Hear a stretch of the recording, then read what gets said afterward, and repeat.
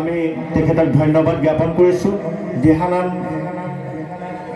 সমিতিৰ তেখেতো এগৰাকী বিষয়ববীয়া, গতিকে এই আপাহতে আমি তেখেতলৈ ধন্যবাদ জ্ঞাপন কৰিলোঁ।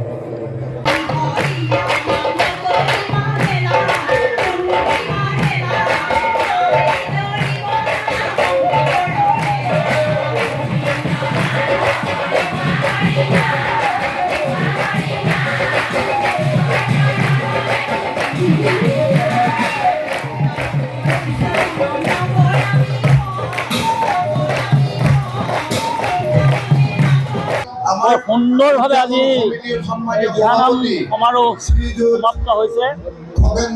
1200ৰো অধিক মহিলাই বিভিন্ন অঞ্চলৰ এই পূব দিকং অঞ্চলৰ 42খন গাঁৱৰ মহিলাসকল আজি এতিয়া সমবেত হৈছে। এটা সুন্দৰ পৰিৱেশ, উলহ-মালহৰ পৰিৱেশ, ভাওনা সমাৰোহক সংগতি ৰাখি এই অনুষ্ঠান আজি পালন কৰা হৈছে।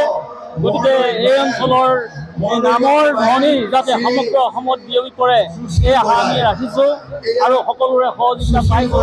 আইসকলে আজি এমাহজোৰা এই দিহানামৰ যি প্ৰতিযোগিতাৰ যি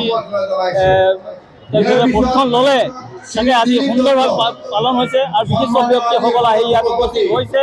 ইয়াতে 3দিনীয়া ভাওনা 2দিন পাৰ হৈ গৈছে, আজি তৃতীয় দিনীয়া।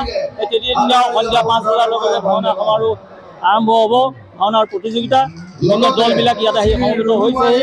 গতিকে ৰাইজৰ যি অকুণ্ঠ সহায় সহযোগ উলহ-মালহ পৰিৱেশ, এই পৰিৱেশে এই গোটেই সমগ্ৰ অঞ্চলটোত এটা শান্তিৰ বাণী, এটা সুখ আৰু সমৃদ্ধিৰ যাতে ইয়াত বিৰাজমান হয় তাৰ কামনা কৰি ৰাইজে সেৱা প্ৰাৰ্থনা জনাইছে।